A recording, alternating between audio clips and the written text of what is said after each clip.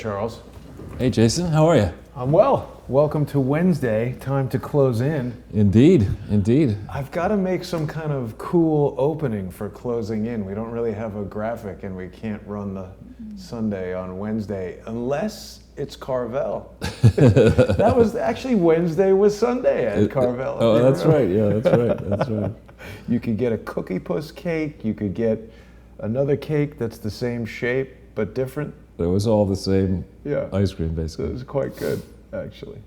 So Charles, we're super busy with the array of crazy, everything from Native American DNA testing to porn stars paying billionaire legal fees. That's crazy. Yeah, and the tweet storm, and Trump this morning apparently ripping up a trade treaty with China that had been in effect for 144 years. I like that kind of thing.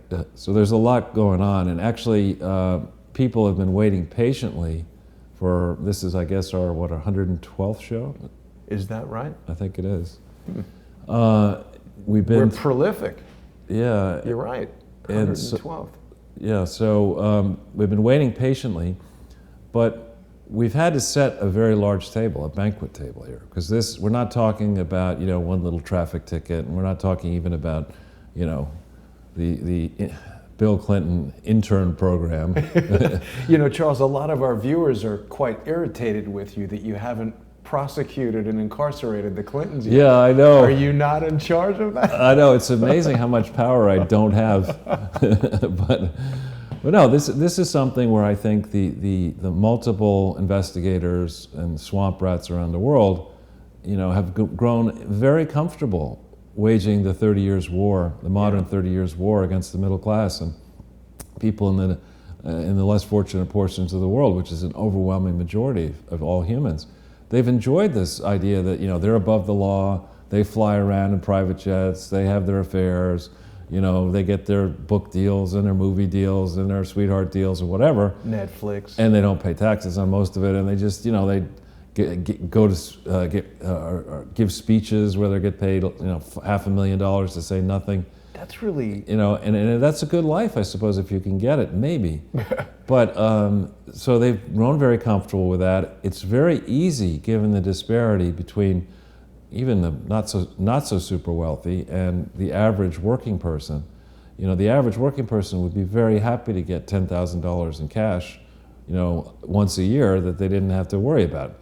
And that's nothing for somebody like Soros, as an example. I'm not saying he's paying cash prize, but it's nothing to many people who operate throughout the world and look at politicians as a cost of doing business. Right. In many countries, I would guess in a majority of all countries, politicians go into public service because they know that that's how they're going to make a lot of money. Graft is so lucrative. So we've had this scenario from 88 forward, 88 being when the Berlin Wall came down and when Eastern Europe fell apart, and then 92 when the Soviet Union blew up. And as India made a decision to be embracing capitalism away from being a crazy-ass socialist state where nothing worked properly, as China said, you know what, we'll try this capitalism stuff, particularly if we at the top can scoop all the gravy off of it.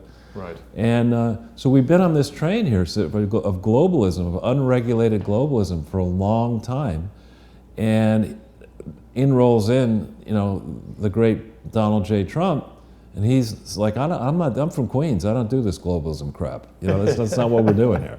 I started in Queens, I moved to New York, I got that under control, I kind of like New York.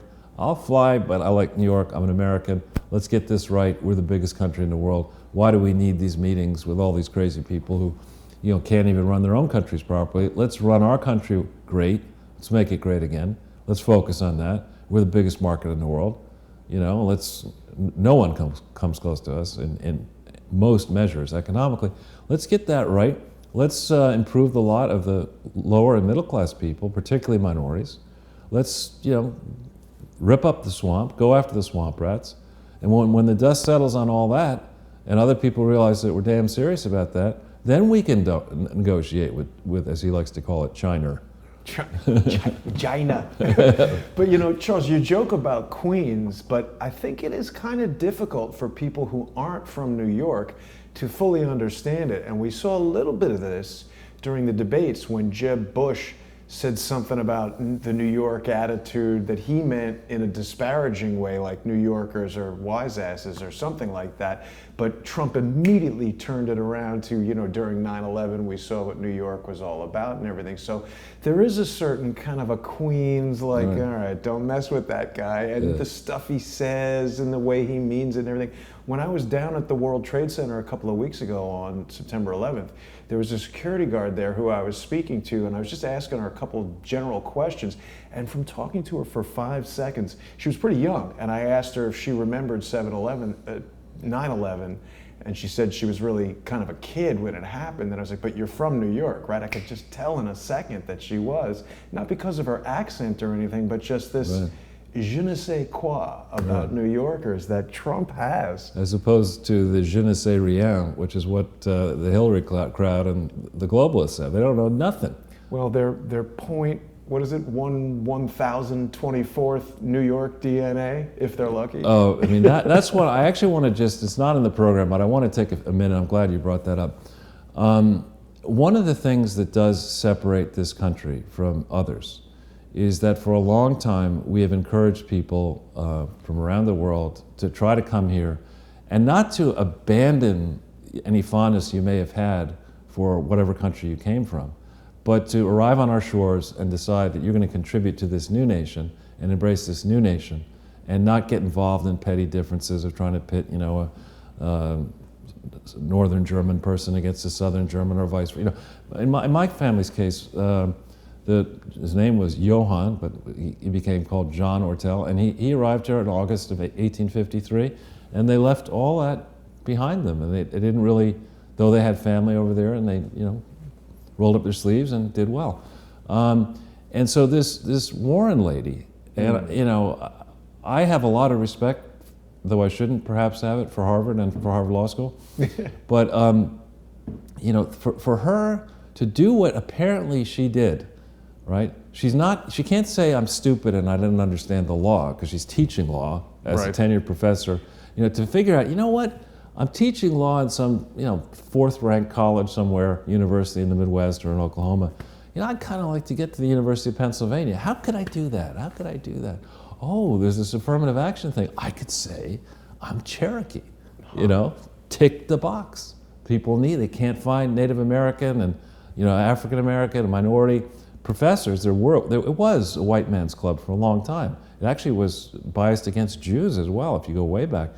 And so in the era, she's older than I am, but in the era where she was going through law school, she didn't do particularly well. She didn't end up, she wasn't a clerk for the Supreme Court. And now she figures out this trick, and she decides, you know, I'm going to say I'm an Indian. And I'm going to say I'm a Cherokee Indian. I mean, and she gets away with it twice. She gets away with it at the University of Pennsylvania. She gets who's checking that? Well, yeah. I mean, there are not too many.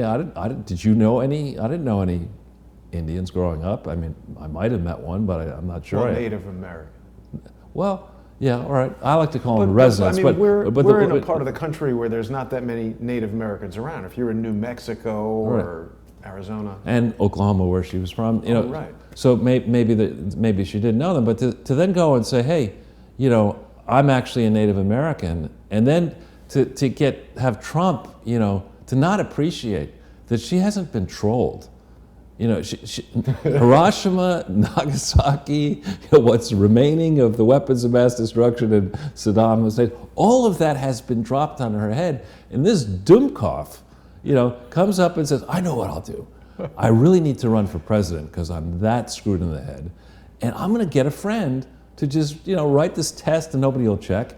And I'm going to announce that I want my $1 million because I passed the test, because this objective friend of mine who didn't do the work properly in the first place has concluded that I'm maybe 1,024th Cherokee, or Native. It's not even Cherokee, it's Native American, because it wasn't scored against a real Cherokee. How accurate is that? It's not test? Accurate, but this is her. She's coming forward and saying, you know, I got it. It's like Hillary Clinton. I know how to win this rigged election. I won't campaign. And then I'll go out on the day when I should have been like, strut my stuff on 9/11 and I'll do a face plant into the sidewalk because that's really going to help. I mean, here's this woman. Then crash the van.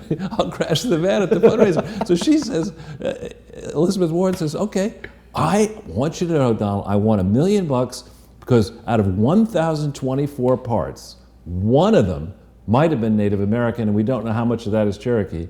When another way to look at that same test results in the real world is to say 1,023 1,024ths of you are not Native American, and that rounds very close to 1.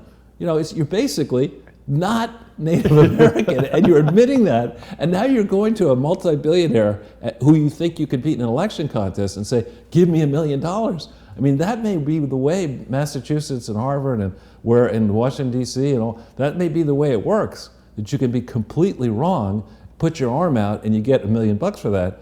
But I mean, she doesn't look smart enough to be a third grader. That, you know, that show, are you smart enough to be a third grader? She's not smart enough to be a third grader. And then you ask yourself, okay, when was she teaching law at Harvard Law School, and who got a C in her class, right? I mean, because she certainly doesn't know what's good, but I mean, can you imagine somebody who would flunk her class and then get a degree? How many bad lawyers have gone through Harvard Law School with this person and others like her teaching the students? I'm getting exposed to some pretty bad lawyers, and it's interesting. Yeah. You know, I tell you, Charles, I know someone like you who's level-headed and got his information together. You're still human. There's got to be a time in your life where you said something or thought something, and then later learned it was incorrect. I have a feeling that you wouldn't dig in on your incorrect thing and force people to try to believe it. Yeah. More likely you'd say, new information, I realize I was incorrect, and like that. When you see somebody like Elizabeth Warren or some of the other people that we won't address right now, just digging in on this absurdity, it just reveals itself to be them flailing and trying to do whatever they can to push some nonsense. Well, I want to say a little bit more on this, if I may. I am fortunate, and I can trace my family quite a ways back, and I mean, 1,024 generations. Well, not that many, obviously, but no, very few people could do that. But if anybody, but what I want to say is that the Montana side of my family, who got out there by 1864, they were fortunate, and a branch ended up living next to Charlie Russell. And for those who do not know, Charlie Russell is a very famous, he's dead now, but one of the top Western artists who really, his work is really special, both painting and drawing and bronzes and stuff like that. And that generation, I mean, these people, my people, arrived in Montana before 25 years before it was a state. Wow. And you know, they lived in the wilds, but of course coexisted with the local natives, who many of whom were not particularly happy to see. You know, many of the natives were actually people who had been transplanted from other parts of America by previous generations of settlers and sent out to Montana, which is cold as hell in the winter. Oh yeah. Yeah, and I've never been there, but apparently it's beautiful. I love it. It's beautiful. So the point is that generation had real reverence for the Native Americans and how they lived, how they thrived. Culture back then was a lot more developed than later historians would have you believe. I mean, the trading path, there's a great book, 1491, I think it's called, about what America was like before the first known settlers arrived, how sophisticated the commerce was, how big some of these cities were. Cahokia is one of them, I think modern Illinois or something like that. And so they had real reverence for these people. They had reverence for their contributions, their knowledge of science, their dealing with the wilds, you know, and there were many instances of productive relationships between the Indians and the settlers. Native Americans. All right, Native Americans, whatever. But so another ancestor is a guy who's did one of the first books. He's not a direct line ancestor, he's a brother of an ancestor, but his name was Robert Beverly. And Robert Beverly wrote the history in present state of Virginia in 1700. And he marveled at the Native Americans. Got it this time, yeah. Right? But so to see this tool, you know, this globalist tool who's made a fortune. You mean Elizabeth Warren? I'm not going to dignify her by naming her. This tool, you know, go in and figure out that she can make a claim, a false claim, get away with it, get a tenured position at Harvard, keep that tenured position, Yeah. leverage that tenured position, go get into the Senate, now run again in an election, and think that she's going to springboard up to be president, doing this kind of stuff, sends the worst possible messages to anyone who might, you could rename the Demon Rat Party the False Claims Party. Absolutely. I mean, that's what happened in Kavanaugh. That's what I think. You don't want to encourage people to make false claims and then profit from them. And this person is a disgrace. She's not a feminist. She's a disgrace and a fraud. She should be called out. You know, this candidate for the Senate race, I hope his campaign is energized. And quite frankly, I hereby call on Harvard, I'm going to do this formally actually, to expunge her from the records. I mean, she should not, as a professor of law, Harvard Law School should not let stand the notion that somebody you can lie. That you can lie your way into a tenured professorship in the law department. Now, maybe if they had a department of lying, you'd say, that's great, give her That's the Bill Clinton School of Law. That's right. See, that was a fascinating story about Montana, and you had me for a moment. I thought you were going to reveal that you were 1,024th San Franciscan quarterback. No, I'm not. Joe Montana. No, actually, I talked to my brother about this. He arranged for a lot of us to have these tests, and we come back 0.0% Native American. Though we have, I mean, there's a shock, but which is less than the average is 1.8% apparently, according to some analysis, and Elizabeth's down or whatever she is. And I just the notion you would think that this now qualifies her, to vie with I Am Spartacus and all these other lions, Joe Biden. These people try to lead the Democratic Party. I mean, maybe this, whatever her name is, Cortez, is maybe she's really top notch in the Democratic Party compared to Elizabeth Warren. I mean, this is really, I wouldn't use Elizabeth Warren, I wouldn't ask her judgment, on whether vanilla ice cream tastes better than chocolate, let alone, consider that she should be the commander-in-chief. No, she shouldn't be allowed to vote in the Senate. I don't think she should be the president of the PTA, Charles. Right, exactly. Unhinged. But I do like seeing these types of things happen because I feel like all of these efforts are exploding in their face. So let's just let that keep happening. We've been very chatty today, Charles, but I think we've got a lot to go into today, and perhaps why don't we start on the art department? Oh, sure. I mean, speaking of things exploding in faces, I don't have. This is the show poster that just made itself. Yeah. It just invented itself. Yeah. Now, this is a riff on the movie The Heartbreak Kid. Right. The remake. The remake of The Heartbreak Kid with Ben Stiller in it. Right. By the Farrelly brothers, right? In 2007. That's right. Yeah. Some of those Farrelly brothers movies can be really, really bad, and others are like amazing. I think their swan song or their piece de resistance, whatever you'd call it, was something about Mary. Oh boy, that was. It's great. almost like the Led Zeppelin 4 of comedy movies. Yeah. It's hard once you have that big of a success to. It's sort of. That's it. I was only doing something to get to Mary. I think I remember that line. Right. But this one, I congratulate the art department because really there's a bigger story here. I mean, we have, speaking of candidates who are supposed to be smart but are incredibly stupid, it would seem. Here we have the Me Too movement, right? Here we have the Clinton Foundation fraud. Here we have people being paid a lot of money for speeches and concerts and things they shouldn't go. So what is somebody who's been wholly discredited twice, Hillary Clinton, in 2007 and 2008 when she tried, fell flat on her face, she had the whole thing rigged, right? And Barack Obama, taught her that Chicago is stronger than Chappaqua, let's put it that way. And so she lost that. And then she actually did, I believe. I think we're going to find out now, these details are coming out, that Barack Obama and the Clintons, and who knows who else, did actually do whatever they could, or thought they were doing whatever they could, to rig the primaries and then rig the general election, but that didn't happen. So, here you have Hillary Clinton. The graceful thing for her, frankly, to do would have been to just go away for 6 months, shut up, right? Just think about what you've been through, embrace your family, think what you can do next, realize you're in the last inning possibly of your life. So try to make the most of it and enjoy all your Bases are loaded. Right, exactly.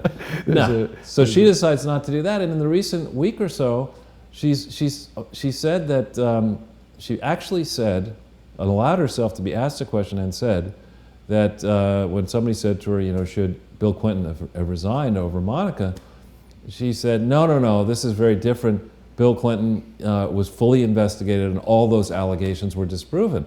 It's like, really? That's not true at all. In what universe are you living? Are you over in the alternative universe right now, Hillary, or do you want to come back into New York, where you're living right now? I mean, it's an absurd question. And then when that didn't work so well, but wait, let's address that, Charles, because this is factual, historical. People can go back, look at court stuff, like they settled cases out of court and paid. What actually happened? Well, I mean, there's so much to discuss. I mean, the Paula Jones case, I think, and actually that gets back to Peter Smith. The Paula Jones case. Oh, right, Troopergate. Right, yeah, was the Peter Smith is the person who paid David Brock, now an enemy of conservatives, to instigate. That's why I wonder. So I said way back when, trying to think who had a motive to do harm to Peter Smith. Right. Obviously, you got to count someone in the Clinton camp as possibly having that motive. So, in the case of Paula Jones, when Bill Clinton was a sitting governor, and when she was a state employee, he allegedly used state troopers to basically, round her up and dropped his pants to proposition her, and that didn't go well. And then Paula thought of, I'm not going to give the whole long history of it because I don't remember every facet of it. Right. The long and short of it is she ultimately decided to do something about it. And then my take is that Bill Clinton, with Hillary and the Clinton allies, did everything they could to delay Paula Jones's ability to get justice through the legal recourse system by having spurious excuse after spurious excuse, spending federal taxpayer dollars on this defense of what was really I would argue, a real Me Too movement, criminal assault by somebody who apparently now has a long history of preying on the weak and the vulnerable, but nonetheless is lionized by people who appear to right, lionized by America's first black president, all that. How is that not the most insulting thing to a black person? It's ridiculous. I actually I was at one of these, I was actually at the Metropolitan Club on 83rd Street that was attacked by Antifa, attending a speech for a friend and with a friend, and I met that idiotic journalist whose name I won't even use, who after this episode, got a tremendous amount of, publicity saying, for all the good that Bill Clinton has done, for women, I'm volunteering to give him a windy, and it's just like, what? A windy? Whoa, that's just so. Well, I'm trying to be elliptical. No, I hear you. But taking it back, this is really interesting. Said that. That's crazy. Oh, yes. I remember who you're talking about now. The interesting part of what you've just brought up is reiterating that Peter Smith has been a thorn in the Clinton side for some time with Troopergate, and the notion that he would be on their radar. And that, all these new articles that have come out in the Wall Street Journal, and then people reporting on the Wall Street Journal, I think we need to do another Strange Death of Peter Smith episode where we just go over the top line evidence. Who is committing suicide and leaving a note that says absolutely no foul play, right, don't investigate this, right, or whatever he wrote. It's not a laughing matter. That is such an anomalous suicide note. Right. Yeah, I spoke to somebody last night who I'm not going to reveal or even describe precisely, who is highly knowledgeable, and I ran some of these issues that you've identified by the person. Just immediate instinct. You don't know the whole story yet. It's a huge red flag. That was the this is somebody who's investigated many murders and many suicides, and credentialed person who then went on to bigger things. So, but just going back into this a little bit, Hillary's next thing to say when the first approach didn't work, Bill's investigations were made. was to say, well, Monica was an adult. Right. She was 22. She was an adult. I mean, that's just, I mean, there are people in the whole study of harassment who point out, I think validly point out, that when there's a huge imbalance between the person on top, person allegedly making the assault, with the person being assaulted, there's a fine line between what's an assault and what's consensual. Right. And when the most powerful person in the world, cozies up to you, you start thinking, well, what could this person do to me if I say no or I embarrass them or whatever? So maybe you play along and you do what And if you're 22, I mean, I know that when I was 22, I thought I was very mature, and I was in Harvard Business School at 22, but I was still a kid, a young kid. I never had a full-time job, So when you're 22 and you get thrown into this environment, and and Bill is, Bill, I think it's a valid question, whether she was emotionally abused, whether he should have done the right thing. He should have. He was married after all, and he had a young daughter at the time. He should have said, I'm President of the United States. I can't. There shouldn't be an appearance of impropriety in what I'm doing. You don't say cheating on his wife. You don't say to the secretary, one of your secretaries, could you get Bob Dole on the line, and could you bring Monica in there, because I want to go over Serbian, Bosnian issues. And I need to be distracted because it's such a tense topic. So we're going to be talking to Bob Dole, of all people, about Bosnia while something else is happening. I mean, it's just. But going further into Hillary's statement, she's basically saying it's okay to sexually assault adult women. Right. It's like, what? I mean, forget about it if she was or wasn't an adult. She's 22, she's an adult, but you still. I mean, okay, so maybe Monica wasn't assaulted because it was consensual, but he lied about it. That's what he was impeached for, was for lying in the investigation. And the bigger thing here is, it probably tells you a lot about modern politics when you think that, the political wife's reaction, to fall in the Camille Cosby wing of things, right, is to say, when he's been accused of brutal rape, credibly. By Juanita Broaddrick. I've looked into Juanita Broaddrick's eyes. I spent time with her. You have too, I think.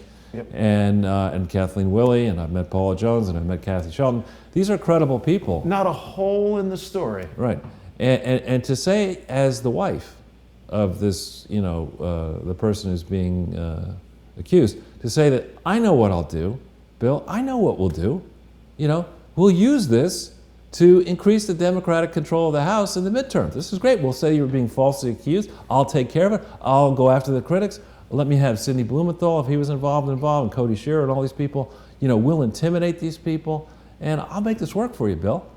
That's the reaction of a feminist? Well, what about this, Charles? We've got, in Juanita Broaddrick, we've got a woman who in the 1970s started her own business in Arkansas, so it's not New York City. Started her own home healthcare business. She was a nurse, professional woman, religious, pious, married woman, and nobody believes her. Now, 2018, we have got essentially, I mean, she's a porn star. She's receiving money to have sex. Is she a prostitute? I don't know. But she's got GoFundMe accounts and everybody's sending her money, and she's lauded as a darling of the Democrats. So you're bringing it back to Harvard. This is the impact of education, right? This group of crazy people has, inculcated a generation. There's a lost generation of people who've been led, who've been given the wrong marks by professors who don't know what they're talking about, been selling a bunch of hogwash in the main. There's some exceptions. Well, they're hitting people on the head with bike locks, these professors. Right, exactly. And by the way, the other thing about Juanita's story that you should mention, I think, is that in the business that she was in Arkansas, she needed to have approvals from the state government. Right. So she had a lot to lose by challenging the governor and the people behind the governor. So, I mean, this to me is. I think the governor was behind more people in that state. Right, and it's really time. I mean, the Democratic Party used to be a moment. There used to be a time when the Democratic Party was formidable, when it had logic on its side. It had very smart people in it. I thought originally about being a Democrat because at the time my parents were Republicans, and of course you want to do the other thing. But and then I figured that was ridiculous in the first summer I thought about it in 1974. But anyway, there used to be a time when there were major league, very impressive Democrats. And I mean, this is a weak... JFK? Well, You don't like him, I don't right? like I forgot him. about that. but weak. Now this crowd is extremely weak, and you know these Clintons. I said it in the very beginning when I got on this mess in 2015. I'm not a Clinton hater. I'm a fraud hater, and I warned. I saved most all of my emails. Sometimes you have to get rid of some because you don't have enough space for them. But You gotta get that bleach bit doing something. yeah, I don't do the bleach, but I don't want to end up looking like that. But you know, I sent an email to a powerful Democrat saying, "Listen, what you're doing by allowing Hillary Clinton to win is you're making it easier for me to crush you." You know, for conservatives and populists and anti-globalists, the longer these people are involved, you know, Monica will give a pass to, but Bill, the longer Bill and Hillary and Chelsea are allowed anywhere near the apparatus, so that you know voters might worry that a Hillary Clinton would be back in power, and a Bill would be back in the White House, and a Chelsea would be eyeing the White House. The more you do that, you know, the more toxic this party becomes, and that's going to be history is going to be written that way about the Clintons. They went way up here, and they ended up way down there in the hot department. Exactly. So with that. Well, you know, Charles, there was something I wanted to bring to your attention that I found rather strange. You know, we've been having some Twitter issues lately, and this morning, I have gone for weeks without a single new Twitter follower, and then this morning, all at once, I got 26. Were there any interesting names among them? Well, I can't say that I really reviewed that fully, but I just found it really weird. If you go into notices, we can see. Well, You don't want to do that live. There could be something All right. in there. I don't know. But people can follow me at CS The Truth. And of course, Charles, you are a prolific tweeter. I say that frequently. You do have a lot of good news items that you put up on Twitter. People can follow you at Charles Ortel on Twitter. And of course, they can go to your website, charlesortel.com. People want to send you direct messages on Twitter can do that. They can also Google contact me at charlesortel.com. If we can stop right here just for a second. Yes. This is really important. This Gemma O'Doherty, a shout out to you, Gemma, is a really famous Irish journalist, investigative journalist, who's exposed a tragic murder, possibly in the hands of a pedophilia ring of very powerful people. She's been trying to expose this. She took on this guy, Dennis O'Brien. We're going to be doing a story about Dennis. Dennis O'Brien's company is now in a big trouble. Oh, why? Got too much debt. Digicel? Digicel, he's in big trouble. And she's been dogging this Dennis O'Brien for a long time. She wants to, we've got to work together a little bit and work up some analysis of the Irish situation of Dennis O'Brien. Dennis has managed to take control of the Irish media complex, the radio, the media, the big newspapers and stuff, and very few people inside Ireland will want to take him on. Gemma's stuck in Ireland. She lives there, and she's a gifted writer. She's done, I think a movie was done on one of her books about this issue.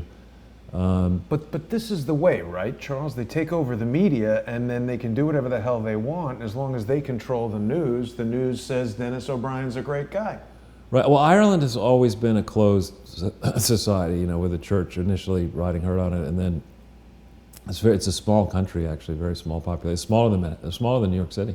And for people who don't know, Excuse me. Dennis O'Brien, who we're showing right now, he owns Digicel, and after the earthquake in Haiti got all that help from the Clintons, they basically allowed Digicel to rebuild the communications network in the country. And this was a country where, you know, the landlines and things were outdated, so everybody got these Digicel cell phones, which included at the time a pretty unique peer-to-peer payment system that virtually replaced cash in Haiti. So everyone was using this Digicel payment system, and that's a hell of a lot of control over the population to control the money, the communications. Right.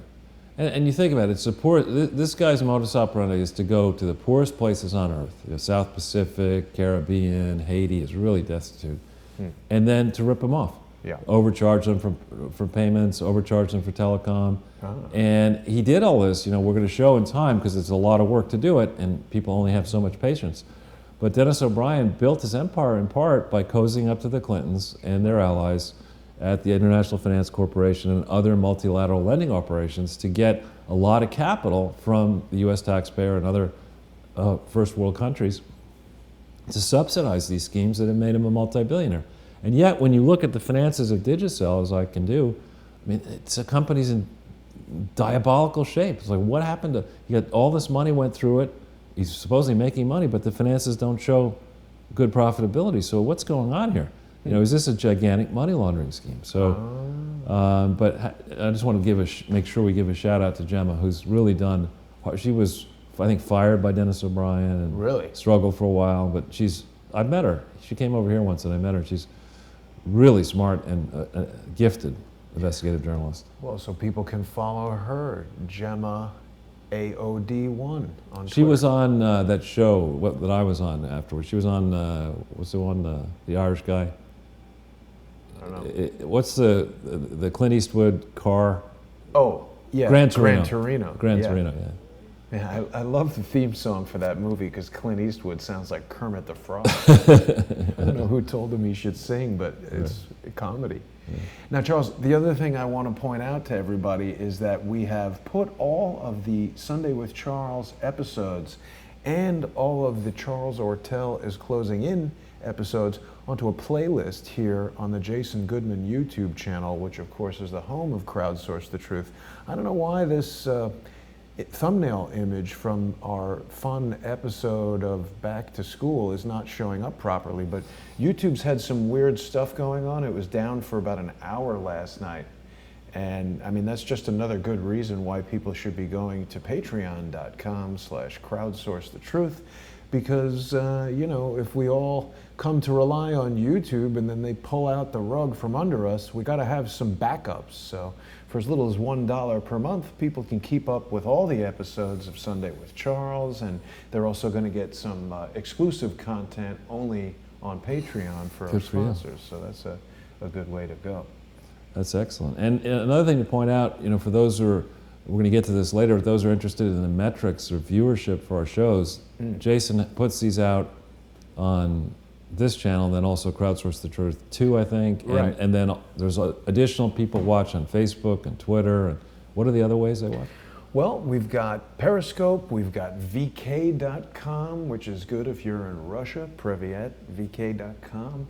DLive is something that used to be connected to Steemit, which is a blockchain-driven, cryptocurrency-backed social media network that I've found a lot of evidence that seems to indicate it's a fraud used for money laundering and a Ponzi scheme possibly. And anytime I say that, there seemed to be a tremendous amount of really worthless documents arriving here that so far have just, I'll have a bonfire someday. But, these are all alternative methods. It's interesting to note that DLive is a distributed live streaming decentralized platform that has disconnected itself from Steemit, maybe because they also found evidence to cause them to believe that it was a fraud. That was very interesting to see. You should talk to them. But so in this area, I'm having a modest thing to mention, and that is that this coming Friday, we on Sunday we were fortunate to have the folks on with who did the Gosnell movie. Oh yeah, right. And apparently, I think that went into, did it go to top 10? I'll take a look. And we're increasingly going to do more of that, have vignettes where we have people who put films together come tell us a bit about what they've done, authors tell us a bit about what they're doing, because that community of people, gifted authors. Yes, it made it into the top 10. Sorry to interrupt. Good, that's right. So when we were doing it, it was what? It was number 12, I think, which is, frankly, it's a tremendous accomplishment for a film like this that hasn't had a mega $1 million advertising campaign. Dean Cain, of course, is a known guy, but he's not exactly Brad Pitt or Tom Cruise. People aren't necessarily, he's not what would be considered by producers to be a draw. Well, let me just understand, this is just for one day they made 1.3? No. One day looks like Oh, I see. 145,000. Oh. This is going to be the I got cumulative you. Okay, total now I get it. of Okay. probably Monday. Yeah, and by Tuesday, it has a cumulative total of 1.5 million. I can tell you this, if a film costs 2.3 million to make, the notion of even approaching a break even is so rare, it's hard to describe. Really? Okay. Yeah. That's good to know. Yeah. So in that area, I hope this film will do well as well. It's not being released in theaters. It's being released. No, it is. It's in over 600 No, theaters. not this. This one is, but the one I'm about to talk about. Oh, sorry. Is called Clinton Inc. And I have a small part in that, and it's going to be out on the 19th. Oh, you play Hillary, I'm sure. No, I do not. I play myself. But there's some much better known people. I'm probably the least well-known person in the film, but I was delighted to have a chance to do it. And Now that you're talking about it, Charles, I think I've seen this film already where you're starring in Clinton Inc. Oh, Yeah, you were great in that film. I thought you already won an Academy Award for that. I probably had more lines in that film than I'm going to have in this documentary. But this is one. It's Daniel Halper, the famous young but famous journalist and author, wrote the book in 2000. I want to say 15. Mm-hmm. And it might have been earlier than that. And a number of us, Myra Adams was kind to get me involved with it. And it was released briefly in theaters and didn't do so well. And now they've sort of repackaged it a little bit, and they're putting it out in, I don't know if it's on Netflix, but I think it's on the Amazon thing, and a bunch of new ways to either rent or buy it all become available on this coming Friday. Great. So, and I have to say, I guess I'm pretty comfortable doing what we do together, but I had never, until I started on this Clinton Inc. thing, I'd never been through the filming of a real film. And, you know, hats off to those people who get involved like you in that business, because it's not like we do it where we just, you know, I write up some slides, you do the artwork, we sit down, we go for whatever time it is, and then we're done. With this, it's like they ask you a question and you answer. Oh, there was a sound in the background. Could you answer again? Oh, the lights are on. Oh, you know, and by the time you do like the 17th take of what they want you to say, you're like, let's go do something else, you know. So the people who can really do this, hats off to you in the industry. It was fun doing this film. I hope people like it, and you know, hats off to you, Daniel, for finally getting the thing across the line. Sunday with Charles is the Citizen Kane of apartment podcasts.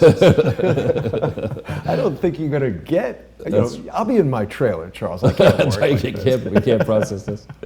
Anyway, there better be an Xbox in there, or we got problems. Call my agent. It's some kombucha. You have no idea how many I've heard. I'll be in my trailer. What's that idiot's name who was in Avatar, was in our movie like 2 days after Avatar wrapped, and he felt like he was the... Right. Anyway, we don't have to talk about that. But what? No trailer? Anyway, so if we go to the next... The page, first slide. The first slide, yeah. Quite a chat today, Charles. We'll go through this quickly, but the business motto, it would seem, in quotes, the monkey business motto of the Clintons, both of them, is to assert that what they're doing is, quote, helping the vulnerable, and particularly children. And you see that as a common theme through their various projects. Yeah. You know, to take the HIV/AIDS stuff, it's not enough for them to distribute adulterated drugs to adults. No, their project is to assert that there really is a serious problem of the need to address pediatric AIDS. So people well under the age of sexual activity somehow getting HIV/AIDS, maybe from the mother, sadly from being possibly raped. But it's, you know, it should be a small set of people. Yeah, somebody told me that transmission of HIV from a mother to a fetus has been like virtually eliminated. That might have been me. I mean, maybe somebody else told you, but no, it's not that. Yeah, I mean, the techniques have been in place for a while, and so the real core activity, stated activity of the Clinton Foundation, where a lot of money went to it in the HIV/AIDS stuff, was to target children. Now the problem with that is, if you're targeting children, particularly African children, the medicines that have been created, that were created, have different side effects based on your body composition. And Right. some of the early medicines were really horrible. Affected Africans far more brutally than Caucasians or Really? Asians. Yeah.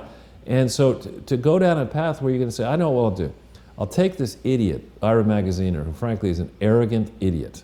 You know, they have this, in Boston Consulting Group, you have these things they call matrices. There's nothing more than a slip of paper that you divide into 4 boxes. And you have, high intelligence, low intelligence, Magaziner. high arrogance, you have high arrogance, low arrogance. And so what you really don't want to see is, you love high intelligence, low arrogance. That's great. You don't like low intelligence, high arrogance. And That's a real thing that they measure? well, no, but this is a technique that consultants do. They just think, this is a matrix. Well, that actually looks like 4 boxes to me. It's a matrix. But I used to do that with my crew members in the film industry. did you? There were certain guys who were really skilled, but a pain in the ass, and you kind of had to put up with some of that. And there were certain people who didn't know what they were doing, but were trying really hard and super polite Right. and everything, so it was like, give them a pass. But then there was always that person who thought they were fantastic, but just did crap work, and it's like, get the hell out of here. You bringing up Hillary again? So what these people have done is they have relentlessly and successfully exploited vulnerable children. And one thing, and this, if we needed regulation, if we needed, a new way of thinking about the law, there really should be a body of law that says, charities that market themselves as, taking care of vulnerable people who do that, they're going to get a lot of money, and people who abuse that need to be severely punished. Yeah. Because, hopefully for eons, there's going to be, children coming up the ranks. As people age, you get wistful about growing up, and you say, oh, what can I do for the children, the next generation? So a lot of money naturally goes to these causes. And here these 2 charlatans and their daughter, their charlatan daughter, get together and say, this is a business model, man. We were bankrupt, I mean, I got this $10 million apartment at Chelsea. I can finance my ne'er-do-well husband. I've got, Hillary's got mansions everywhere, and Bill's got whatever he wants. And, so this business model of exploiting the vulnerable is not something that can stand unpunished. And it nearly did. Had Hillary won, it would have been glorified. Right. But it can't stand unpunished. And so what's happened in all of this is now the 112th video, we have covered a lot of ground. Today we're going to introduce you to something we haven't talked about much, which is yet another one of exploiting. This is a charity, in theory, Alliance for a Healthier Generation, that is not a charity and was never organized properly. And the thesis behind it, when you read some of the early writings about it, is that they were trying to address the horrible problem of children having strokes. How often does that happen? Not too frequently. Not too frequently. But it sounds like, oh God, we got a real problem. Children having strokes. Oh my God, what do we do about that? Let's put together a foundation. And you think about this. It's got to be a small number of children. I'm not really excellent on medical stuff, but it stands to reason that's not a condition that should be. It's not the first thing we should care about. I mean, Right. Maybe it does happen. Cancer for kids might be a bigger problem. Right, or actually diagnosing diseases properly, and maybe Right. not setting up the healthcare system so that it's incredibly expensive and Or rewards all. making them drink lead in Flint, Michigan. Right, exactly. So we're going to talk yet about this another crooked Clinton caper, but at the same moment, I was expecting to spend all my time today on these slides, but we have these breaking news that is so massive that we have to begin with that. If we go to the next page. Briefly on the disclaimer, people need to understand, you investigators out there around the world, you government officials, we're doing this work for you. We're trying to save you time, and we're very gratified. I am very gratified. I think Jason is too. We're now seeing signs that governments are moving, and I hope, in part, maybe some people on these teams look at our stuff and take it way down the finish line as they can, better than we can. But all that we do here, this is not, Morning Joe flirting with Mika Brzezinski. No dead interns anywhere. That's not what we're doing. We're not trying to do, television better. We're not trying to do print journalism better or radio. We're trying to use social media and the internet, tools that we now have, to explore news topics and analysis in a different way that you could not do absent these tools and absent your skills. So the way we do this isn't just Jason's opinion and my opinion. We share with you the bases for our analysis so that you can go look at this stuff. We encourage people who take constructive issue with what we say, contact us. Let me know if you think I've made a mistake. Constructive criticism only. We're well able to deal with people who just want to waste our time. There's a lot of them. Yeah, and bear in mind, I'm not bragging that when I say it's 112 shows, but if you want to contest our analysis, it would be well worth your time to probably watch at least 3 out of 112. Right. But and then maybe look at the playlist and take a sense of what it is we've already covered. There's a possibility that we may well have covered a concern that you may have had. With that said, I embrace constructive criticism and welcome it, as to Jason. We put up the playlist before. People do know how to reach me via my site and Twitter, and with that we can go. Now, what just happened? That's a new topic. I know. You got to mix it up a little bit. So this just came out today, and it's been a long time since I ever bought a print version of the Wall Street Journal. So I went around the corner to get one, and I thought it was going to be $2. No, they charge a lot for the Wall. $4 for this thing, and $20 a month for the digital one. For $4 for this? People are complaining about $1 a month for Crowdsource the truth. Right. But this is a big story. We have a link to it. Firm pledged to help poor, then collapsed. Now, does that sound like anything you've heard before? Firm pledged to help poor, then collapsed. Hillary pledges to help the poor and collapses. Right, and so this is this story. We're not subscribers to the Wall Street Journal, so I've got the print edition. That won't do you much good. But we just stop right here for a second. This is a proof positive that my law is actually a law, Ortel's first law. I remember when I heard about this abrage, ABRAAJ, if I may be slaughtering the pronunciation, it was in connection with something to do with the Clintons. And I thought to myself, all right, let me figure out if this is, what's going on with the barrage. So I just applied Ortel's first law. We might be able to do it on Google. You just put that word and fraud into a Google search and see what you find. And it works every time. If there's somebody that is controversial, it's around the Clintons, and look at this, 160,000 results. Wow. I mean, so to try to put some context, the journal doesn't seem to want to go to this place quite yet, but they're going to have to go and examine this. This abrage firm sponsored the Clinton Global Initiative in 2012. Now, why is that important? In 2012, Barack Obama was up for re-election, and it looked like Mitt Romney, for a time there, was going to do pretty well. Early in September, before the 11th of September, well, actually I should go back. Sometime in June, Uma Abedin decided that one job was not enough, that she had to have 4 jobs.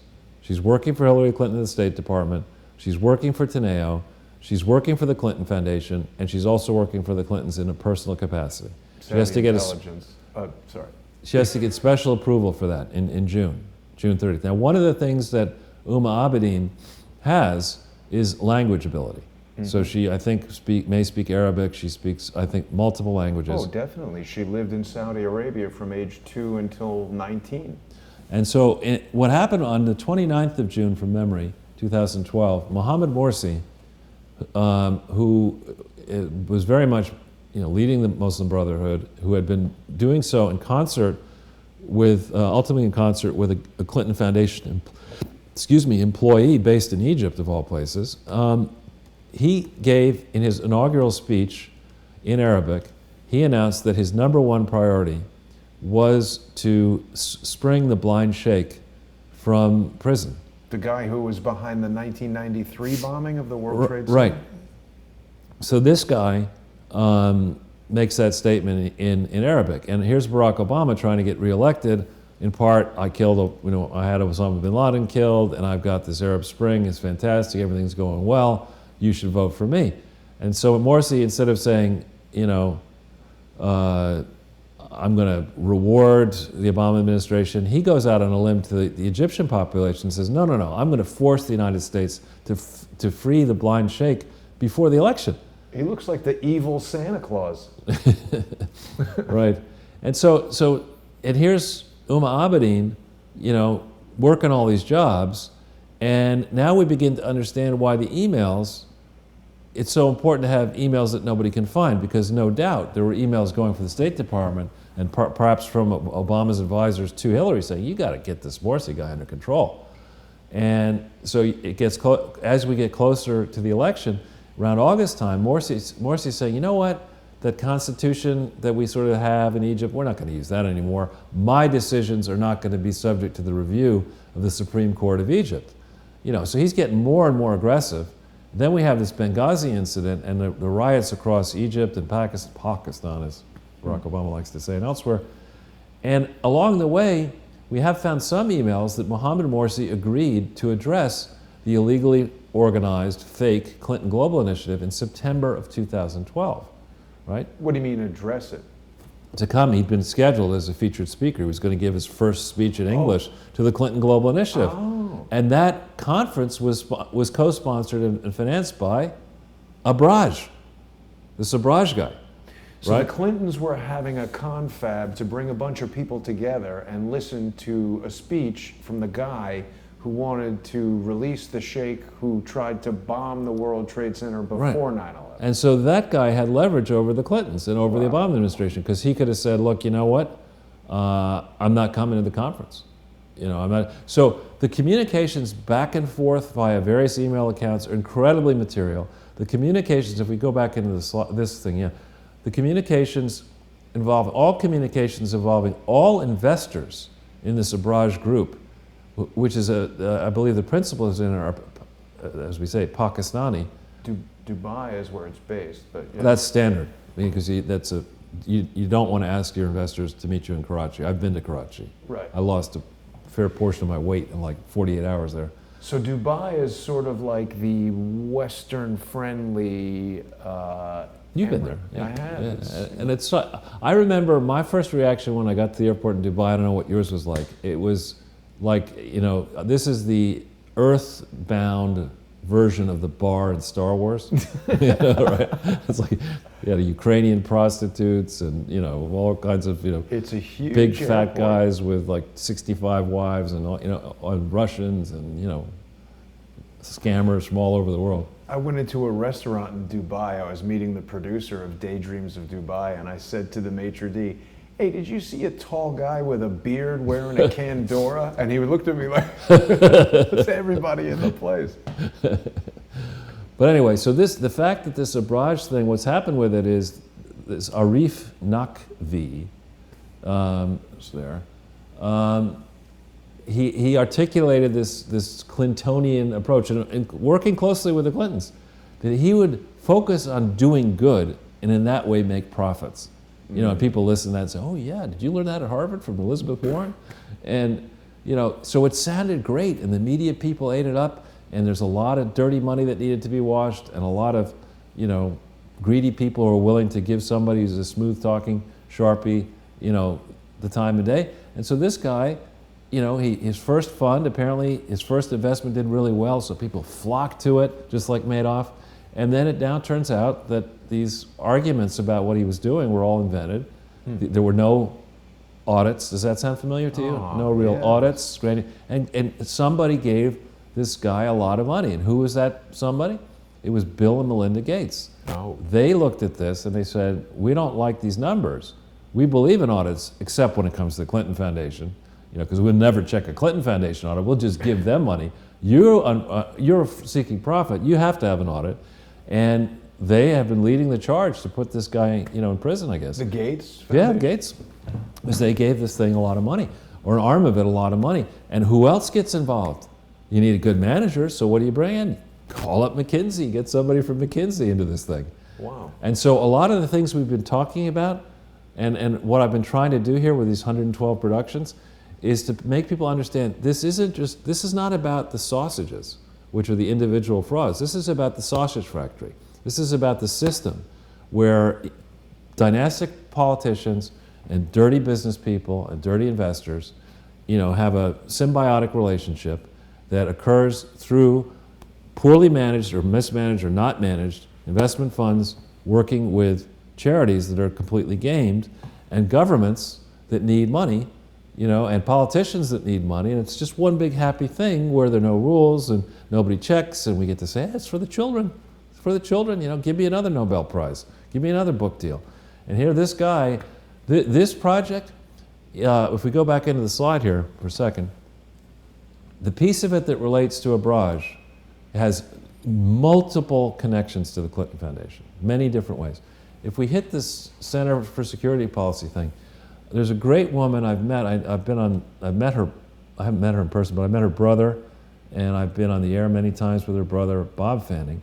They've done multiple detailed views about this, the investment firms connected to the people who are involved with Abraj, connected to Pakistan, connected to this port that you know a lot about, the Gulf Tanner transaction, which is very worrying. And Mary started down a track of not trusting the established media, so doing this work with this Alan Jones and other people, and publishing these very detailed reports that would appear to suggest that it's not just uranium-1 that we need to worry about. It's that the Russian, certain rogue elements in Russia were also working with, I would argue, disgraced nuclear experts from Iraq, and putting together these diabolically dangerous schemes, transferring important assets, the Gulf Tanner asset of the United States, to these people connected to the Russian interests, connected to the Iraqis. And indeed connected, it seems, some of their writing suggests, we've talked about it in the past, that when Barack Obama was at Occidental, I believe, he met this rich Pakistani guy. And I've always wondered, it's not that easy to be rich enough in Pakistan to decide you're going to send your child, from Pakistan in the 80s when relations with Pakistan and the U.S. were horrible, to go to a very expensive school in California. Who is this guy? What's his family like? Why did Barack Obama get close to him? And how does that guy's family end up centrally involved in the Abraj scandal and this? So now when we're thinking about, why, what was really going on? Why was Barack Obama in Pakistan for so long in 1981? Why did, who checked all that? Why was he, what did he do after he graduated from Columbia for 5 years? What did he really do? Did anyone ever vet his background? Not the birth certificate issue, but for, his possible connections that he may have to families in Pakistan who are not necessarily upstanding, and possibly pose security risks. Who did all that studying? And this effort, I think, this Abraj revelation, there's a catalyst because a court in Dubai has declared the Abraj empire to be bankrupt. So they're investigating this, and people are fighting with one another. We're going to find the truth out, or who this Abraj character is, who the firm is, and this fellow behind it, firms around it, what their connections are to the Clinton Foundation. And Richard Pollack has done some work on a related name, the Varkey Foundation, which is there seems to be a Starkey Foundation and a Varkey Foundation. See, that's what I mean. I feel like we are encountering a lot of weird fake names made up by, potentially uncreative people who have got some strange motives. Would these two gentlemen be remotely involved with anything that you're talking about? Well, let's apply Ortel's first law to Varkey and see what... Varkey. I was talking about these two. Yeah, I know who you mean. Varkey? See what comes up. Foundation came up right away. Oh, with fraud, you got to put up Varkey and fraud. Automatically brought up fraud. Well, only 23,500, but that was just in 0.3 seconds. Maybe we should let it think about it some more. Right. So the Varkey Foundation is kind of like, I think, it's an English foundation, or at least the one when I looked at it last, it was English. Bill Clinton was connected to it, whether he's paid by the company is called GEMS, which is a junior version of Laureate in that it's not universities but schools spread all over the place. And the promoter of that thing has gotten involved in a lot of court cases. But he's connected, and he's based in Dubai. This guy, Sonny Varkey? Sonny Varkey. That's him? Yep. Paid Bill Clinton $6 million. Right. And see, when you do this, when you're involved in somebody's charity and that person's business pays you $6 million, as we showed last time we did this on Laureate and Clinton Global Initiative University, you have to disclose that on your tax forms. But of course, the Clinton approach is, we're not going to do that. We don't have to do that. Charles, maybe this is stupid, but we've got GEMS, education, Jewel, energy. I mean, again, it just seems like a lot of names made up by like a 10-year-old or something. There's some of that, I think. I think Varkey is the real name of the person. Right. Yeah. Well, that's fine. So if we go back into the slide there, and then we have this whole, you've done a lot of work on the Awans. Here's another thing, also I think involving Mary, the one above it. Yeah, the American Report, yeah. You know, people can go back in the archives. There was a time when George Webb Swigert and I were in Florida and were going to meet with those two people, but George revealed the location of Alan's job, and he was very upset by that. It's not good. Well, so the significance here, though, if we take a big step back, which is often the best way to solve a problem, and we ask ourselves, you know, why is Pakistan everywhere in the equation here? We have BCCI was a gigantic Pakistan-related fraud. At the core of it, I think, was a scheme in the United States to use foreign money to cultivate influence with American politicians across the political spectrum. That played out in BCCI and was never fully explored. Okay. There was a guy named Awan associated with that as well. Exactly, but now we have in the modern version, there's nothing suspicious at all about the Awan family handling the electronic secrets and files of umpty-ump different Democratic congressmen and being paid a lot of money in contracts that don't seem to make any sense by the man who's currently the Attorney General of California, a very big state, Xavier Becerra, and his deputy who was doing all these contracts. And somehow the people in Congress feel that we don't have a right to know what they were doing and whether our secrets were exposed. And somehow the judges can't seem to pin anything on this Awan guy unless he's singing like a canary, which may be the case. I don't think so. We saw his plea agreement, and all the evidence has been given to his defense attorney, so it doesn't seem to be handled in the way you'd expect. But we go back to this Pakistan place where there are a lot of people. I forget how many. I think it could be 300 million or something. It's a large number of people. It's a desperate place. We are at loggerheads with the regime. There's a new, I think, leader of the country who wants to try to clean it up. It'll be very difficult to do that. And here we have a barrage connected to Pakistan. We have Awan centrally involved. We have BCCI. And it would seem that we need to get really serious. I guess it's only 200 million. That crash last week had a connection to Pakistan. Right. I guess I got that wrong. So it's only, where did I say? No, what is this? Yeah, it's only Still a lot. 70 million. Okay, that's a lot of people. Most of whom are dirt poor, a very corrupt political system. And the difference between Pakistan and Iran is Pakistan has nuclear weapons. Yeah. So this is a huge challenge. I think the president needs as much help as possible thinking that through. But now we see things developing seemingly out of the blue. The Sabraj thing is going to put stresses on a lot of Clinton Foundation investigations because there's a lot of dirty transactions involving Sabraj that are done through the Clinton Global Initiative. The Varkey guy brags that 3,200 commitments to action were some very large number, went through the Clinton Global Initiative and all right, let's check every one of them. Then we have the breaking news just this morning. You can hit the zero hedge thing. This is a stunner that the FBI is probing Cyrus Vance, who looks a bit like Prince Charles in that picture, but in this Manhattan DA bribery scheme. I mean, this is true.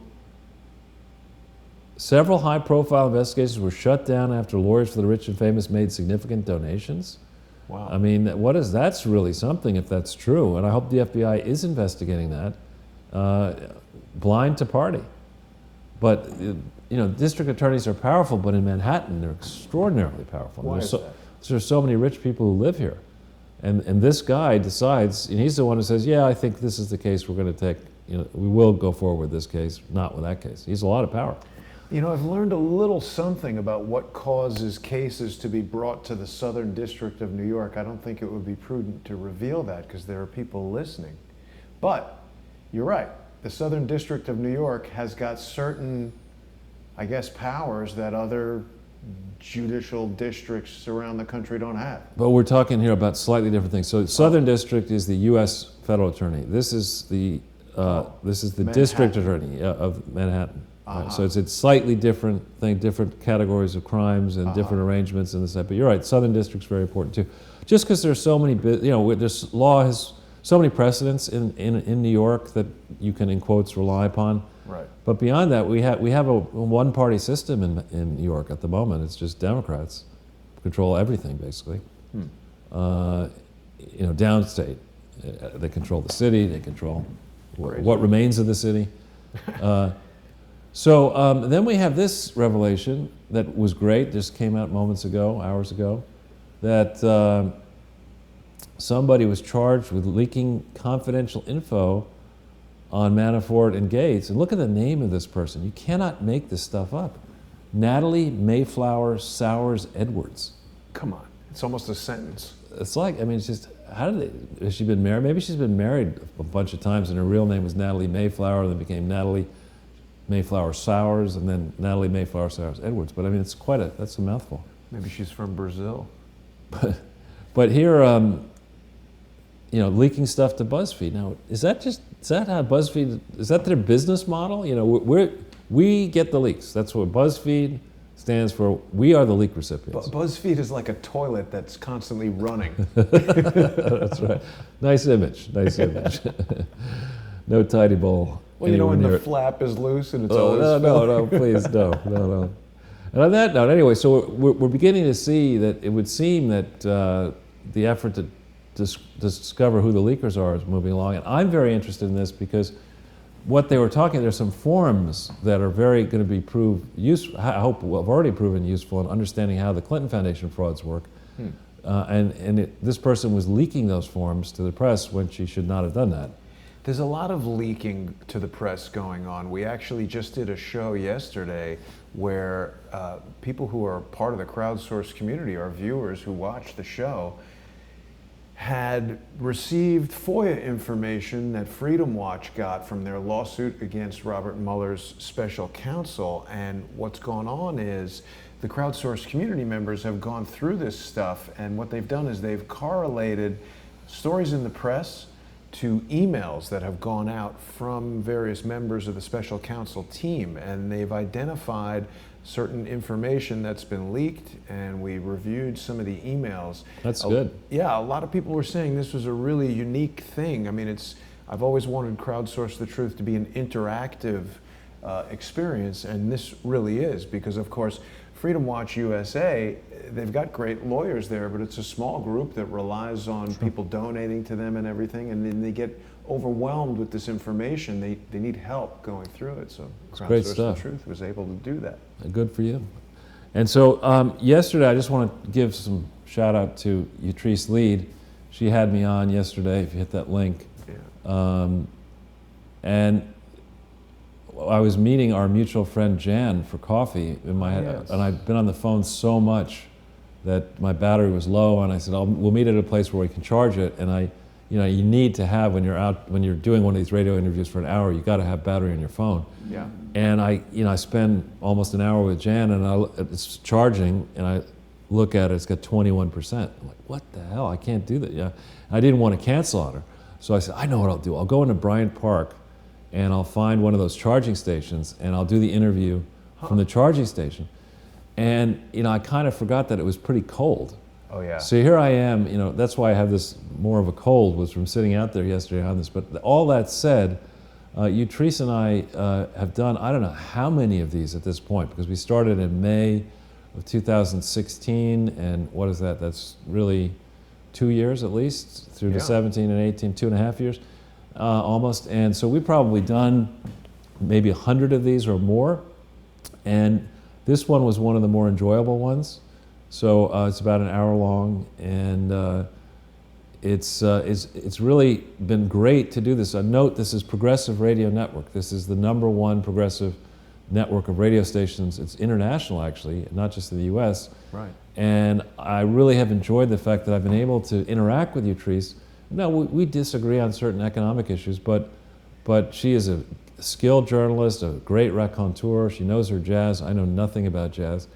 But she always begins the show with a different selection of some jazz thing I've never heard of, and then takes you through and so on drums and so on this and so on that. And it's actually nice, very interesting music. PRN.FM. Yeah, and Utrice Lead is her name. She's from Trinidad originally. Arrived in this country to try to go to college, university when she was 14, and she was rudely shocked that you can't do that. But she's a very, very smart lady, and been at this business. Can't do that because she's only 14? It just didn't work for her. She had to suffer through some years of high school before she could go to college, and she's brilliant. Been covering all manner of things for a long time. She does not like the Clintons. She does not like Barack Obama, interestingly. And she does not, most of all, like corruption. And so she's really been wonderful. I did another one. This is interesting here because what's going on with the Abraj. This is one we did May 31st. Did Obama protect the renegade Clinton's massive charity fraud scheme? Now that's something you and I have been talking about for a long time. Yes. But that's what this Abraj scandal is all about. That now we begin to see, why it was in Obama's interest to protect the Clintons, because he must have known, and their people must have known all about Abraj being a fraud, the money, from the Clinton Foundation being, not watched carefully because it was going to finance political campaigns. He must have, people around the Clintons and the Obamas must have known about this. And Obama could not afford, nor could the Clintons afford, for Romney to win. So we're beginning to tease out of all this work the broad motives here and get to a place where perhaps, and we'll have to drag the mainstream media kicking and screaming to this realization that it's possible the Barack Obama administration was not the cleanest administration in history, and scandal-free. Was it fake Yapper or some idiot like that was saying that the Obama administration was actually scandal-free? That's an idiotic I statement. mean, it's just amazing. So this is Utrice has a big archive of these things, and if you need more help going to sleep, you can listen to some of the older broadcasts. But we try to cover with Utrice. We try to. I also take questions from the audience, which is basically principally left-leaning, and it's been wonderful. And then with the great Ekaterina Blainova, I did this one. Oh, it's okay. I think I might have hit the wrong one. We'll just do both of them briefly because they're on point. I think George Soros is in the figurative gun sights of a lot of governments around the world. This man, in my mind, looking at the known record, is another example that cannot let stand unpunished. I mean, what he has been doing to encourage instability in the poor countries in the world, to profit from trading on that instability, and then the degree to which he's corrupted, run rings around the laws to pay off politicians he likes and to obstruct politicians he doesn't like, to foment, rebellion, open rebellion here in the United States and other countries. He's kicked out of Russia, kicked out of a bunch of places, kicked out of Hungary, I think. I think he's wanted for criminal prosecution in Russia, isn't he? Right, and so it was a real treat for me to work with Ekaterina Blainova on this article. And the way she does it, for me, it's very helpful. She just sends me questions. I send her attempted answers, and then she weaves it into a story like this. I think this is again, I met her right around the time I met Utrice. It's about the 70th one of these that I've done. I tell you, all those billions, Charles, you could spend $15 on a nose hair trimmer. This is such an unattractive looking man. The evil oozes from every orifice. Yeah. So that's one. If we just hit the other story too, because that's one I had fun with. Right. Because I weave into Crowdsource the Truth and stuff we've done here. And I love the way that the pictures they come up with. Look at that picture. Yeah, they do good. So the question here is whether Hillary, the headline that went into the mainstream press was that Hillary Clinton voluntarily surrendered her security clearance. Yeah. Yeah, right. Why would she do that? I don't think she voluntarily surrendered at all. I think they gave her a choice. It's like, we're going to take this away, or... Better headline if you say you surrendered. Right. It's something like that. We don't yet know, and this happened in August 2018, and we're only finding out about it now. Oh, really? Yeah. So, anyway, this, I don't know many, I guess we know the one fellow. Who's the guy who works at Lee Stranahan, works at Sputnik. Right. But in my experience with the Katrina and Marty Seif and Lee and a few other people at Sputnik, these are seasoned journalists who do good work, and it doesn't get a lot of following in the United States, but it doesn't just get circulated in Russia, it gets across the world, these Sputnik articles. And I took the viewpoint that, CNN monopolizes the airports, and the mainstream press has a lock on most of the traditional media in the West. Why don't I try to get the message out other ways? Progressive, with you, with Sputnik, and it's working. USA Today is free at Marriott hotels. That's right. That's yet another reason. I actually like Marriott's, but that's I another. don't like USA Today. Now McPaper, why would you read that? But so then this is actually an interesting one here that I don't know if you saw it. Apparently, Facebook is being attacked now. That the metrics that they're using, where they say how actively their videos are being watched, are all pumped up bigly. And this is something I wondered about. You see it in the risk factor section for Twitter, for Facebook, for Google, et cetera, that a risk in all of this, how effective are these ads, is whether the ads are counted properly. Right. And whether the viewership is counted properly. The SEC should be spending a lot more time, getting into, and criminal people should be, investigators. These ads, are supposedly working, but who's checking to see whether the calculations of the ads actually working are correct? Who's checking? It's just like, it seems throughout the entertainment industry, nobody really knows how many tickets are sold. Nobody really knows how many books are sold. I think they want it that way. Well, but I think that should change. I mean, that should be disrupted. If I were in the business, in the content business, I would love to know a lot about who actually bought my book, because I begin to develop a sense of what the market is. Right. This book attracted this type of buyer, or this record. It would seem to me you'd want that close connection. You wouldn't want to allow all these people in the middle to feed off your content.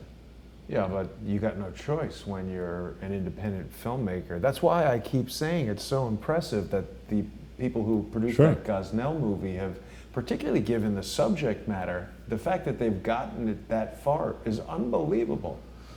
Yeah. So then we go to the next slide quickly, I guess. No, the next link, sorry. I think it's particularly interesting to me. This fellow, there's that last zero hedge thing, this, in quotes, journalist, right, who has died, we still haven't seen the evidence of what happened, right? Now, maybe they're trying to round up other people. I was told by a knowledgeable person that this Khashoggi guy is not a simple journalist. That's not who he is. Right? He is related. I think his uncle was a famous arms dealer. Who is Agnon Khashoggi? His uncle. Okay. Or his relative, I should say. That, and we think about what this has done.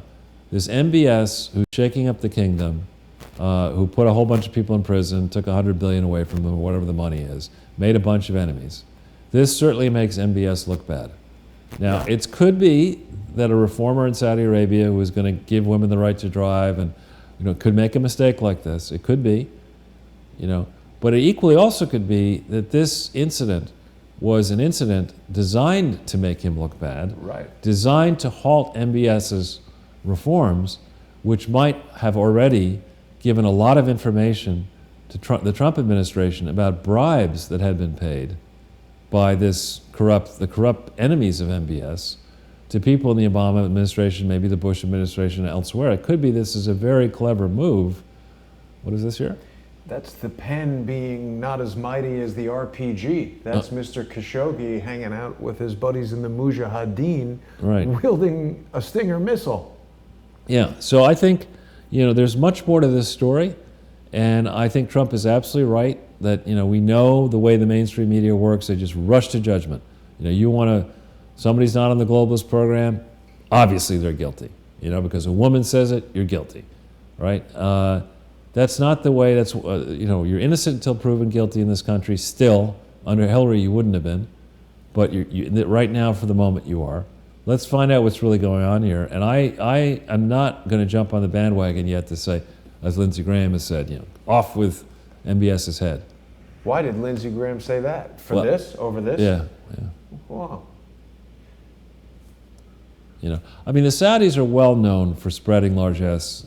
They understand how to. There was a quote, wasn't there, in 2016? And so one Saudi member of the royal family said that he had given $116 million or something to the Hillary Clinton campaign, or 20% of the Hillary Clinton campaign. You're not allowed to do that. And no, you're not allowed to do that. So that attracted a lot of attention, and then people said, oh, it was mistranslated, or he got it wrong, or they tried to walk it back. The standard way in which they do that is they find a foundation, and they make a donation to the foundation, or they go to a law firm and they say, this law firm over here, we could use you, or we could use you. We could use Covington Burling, we could use Simpson Thetcher. And money is no object. Or Williams and Connolly. Exactly. There's a few they could pick from that are in that 2D area of Washington, D.C. And you go to them and you say, look, over here I've got this contract that says I'm going to give you $45 million of legal fees and make your partners a lot of money. And then there's this rider over here that's not going to be written down. It says, we got these campaigns that we like, and individuals can make contributions, and maybe you guys should think about how we can route this extra money that we're giving you to these political candidates we want to see. And, it wouldn't surprise me at all that this move against MBS is orchestrated. So, yeah, it's more action against Trump. So now there are a fair number of slides left, but I'm going to be able to do it pretty quickly because we've been talking about, this is the sausage factory we're in now. We're going to show you another crooked fraud. Now, it sounds great, right? The Clinton, they're good at names. Vital Voices. Too small to, what is it? Too small to fail, or something like that. Is that what they say? They have these different initiatives. Because they're kids, you mean? Yeah, all these different. To fail. They have the Clinton Health Access Initiative, then they have the Clinton Health Matters Initiative. This one's called the Alliance for a Healthier Generation. Okay? And they described the Alliance for a Healthier Generation in the initial 990 for 2010, and also in the amended one filed November 16th, 2015. They talk about it as a partnership, specifically, between the Clinton Foundation and the American Heart Association. And they say that by 2010, the Alliance's Healthy Schools program reached enrollment, suggesting that it had been active prior to then, with 10,000 schools across 50 states. And healthier school meals agreements were brokered to reach 30 million students across the country. This is what they say, and it reached more than 2 million children in 2010. So the question is, when did this thing start? And is it really a charity? Definitely after I went to school, the food was horrible. So this above description is completely wrong. It's completely false. It's contradicted by other perjurious statements that the Clinton Foundation has made under penalty of perjury in tax filings. And I'm going to show you all this in a second. Now, I know that you're on validly, and I should be more of this, on a health kick. If we hit this American Heart Association link here, the supposed partner in this, we don't have enough time to address the question of whether the American Heart Association is a good thing or a bad thing. But here's a website and it's obviously slanted, and I don't know if it's right or not, but it would appear to suggest that the American Heart Association itself is highly problematic. That what they're in the business of doing is rating foods and saying they're good for you, when this critic says, well, maybe they're not. Maybe it's Oh, there's a lot of that happens. Right. And so, people can read this, form their own conclusion, but the American Heart Association takes in $800 million a year Whoa. from the dairy, canola, and big pharma industries. Wow. right? And then it turns, and goes on and on and on. What is canola? The oil? I think that's another oil, yeah, I don't know. Holy crap, that stuff is terrible for you. Right. No, I mean, this is something That's a processed oil that's low in fat but high in all kinds of Right. that's like margarine. Right. Mike Adams has been talking about canola oil Right. quite a bit. So anyway, this is something that they choose. You know, we're going to do something for the children. So let's get in bed with the American Heart Association and focus on redressing the problem of strokes in children, which is like that sounds like the Clinton Global Initiative University to me, which makes sense. And guess who creates this Alliance for a Healthier Generation? Does the legwork? The same dude who does the Clinton Global Initiative, Mr. Harrison, the rogue scholar, puts that thing together. So we go back into the slide. On these, there's something we've talked about, and I notified the largest donor to the Alliance for a Healthier Generation that they have what I believe is a taxable expenditure problem. If we hit this link, taxable expenditures, it sounds like it's not, what could that be? It's not good. All right, so if you make a taxable expenditure, and I will show you what those are, the first tax is 20%, right? But if you do it again, it's 100% tax. Ooh. Okay, and we're going to show you that in the case of the Robert Wood Johnson Foundation, I believe they have made taxable expenditures that are known of over $50 million. It's a lot of money. More than 20 different ones. So it's more than 20. Oh, more than 20 different. Separate things aggregating 25. So you can't say I did it once and I screwed up.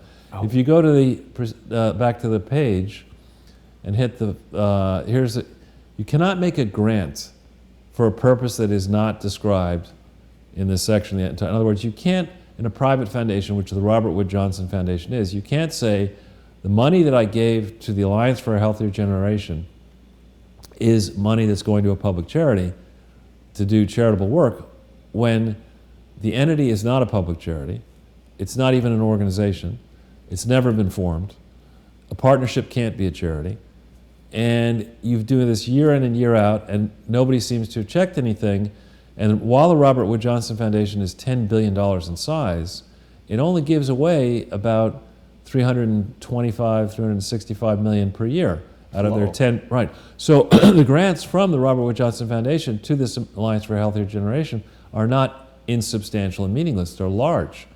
And somebody seriously screwed up here. So if we go back into the next page. Who is this Robert Wood Johnson? He's not the blues guitarist. Who are these people you speak of? Who are these people? The Stooges. Yeah.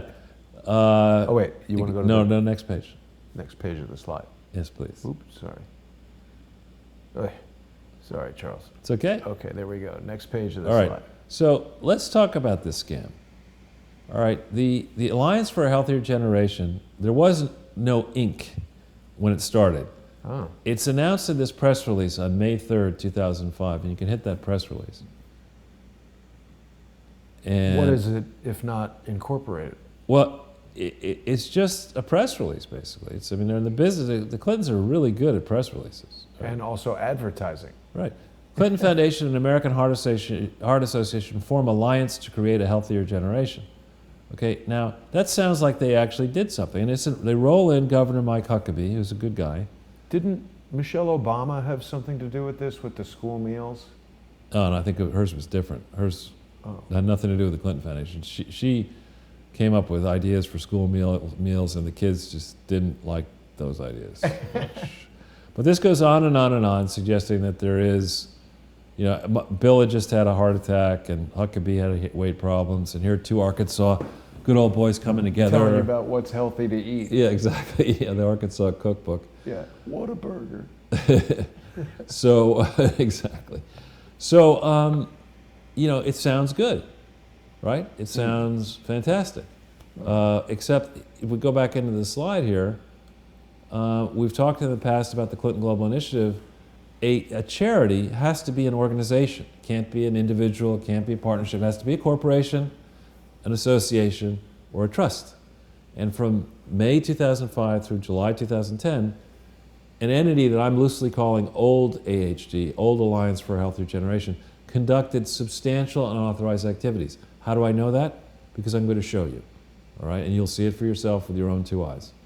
On the 22nd of February 2010, a new corporation, illegally organized by the Clinton Foundation, called Alliance for a Healthier Generation, Inc. period, or New AHG, was organized.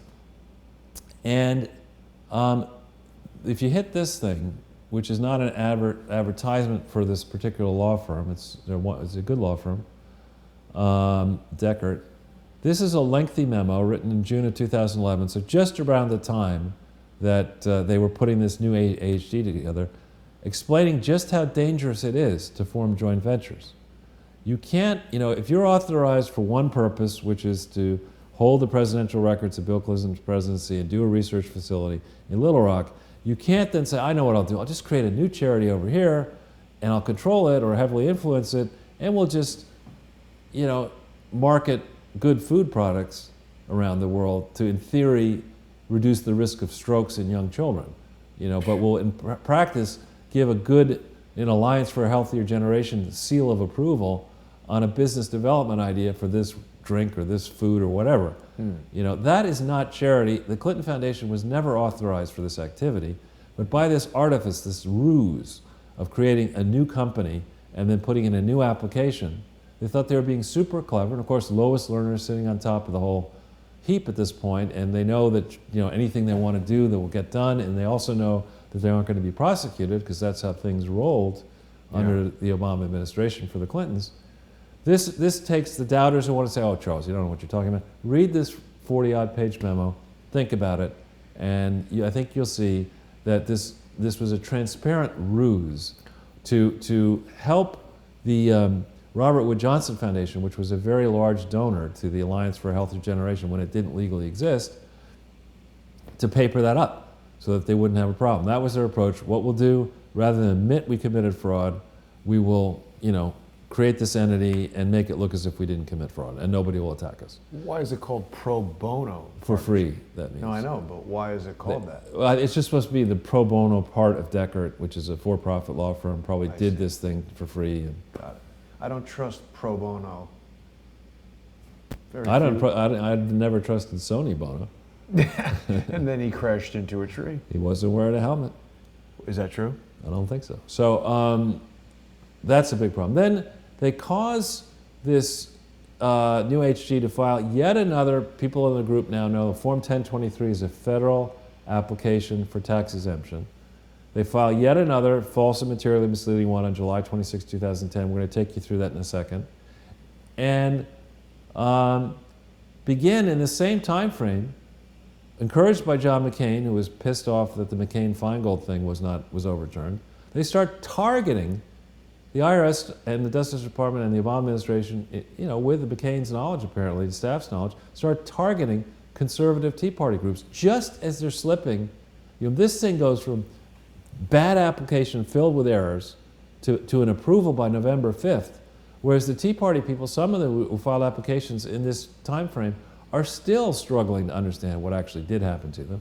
And of course, under the Obama administration, this guy who's, I think, a horrible human being, the former IRS commissioner, and others, another Yale Law School graduate, and others, I think, have conspired. There was a report issued in May of 2013 by the Inspector General for Tax Administration, but I don't think that report went far enough. And I don't think this inspection to date has gone far enough to understand just how badly corrupted the IRS may have been under the Obama administration, under the Clinton administration, and involving the Bushes. No one yet really knows the truth. But the facts are undeniable that multiple Tea Party groups were targeted. See this in May 2010.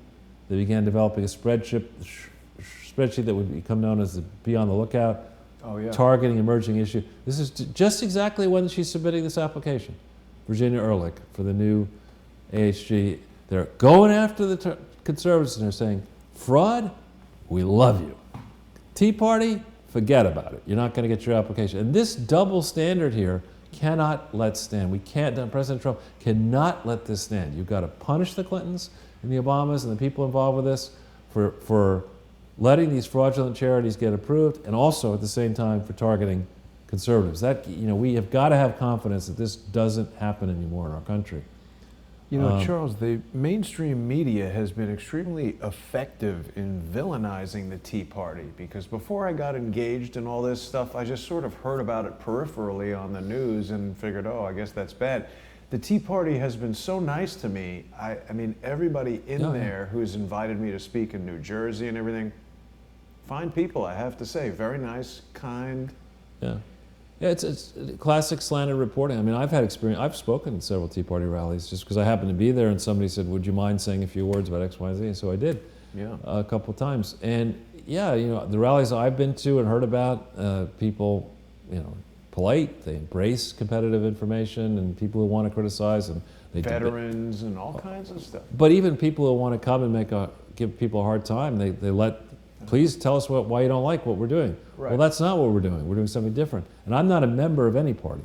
Right. But anyway, so in this case, a brutally flawed application gets put in, and in, what is this, in 3 months, basically, 3.5 months, the IRS says, you know what, for Alliance for a Healthier Generation, because it's a fraud, we're going to give you a determination letter really quickly, right? But for the other people, you're not going to get it.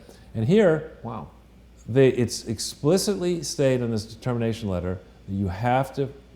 It was retroactive to February 22nd, 2010. So they were required, as the original Clinton Foundation was required to do.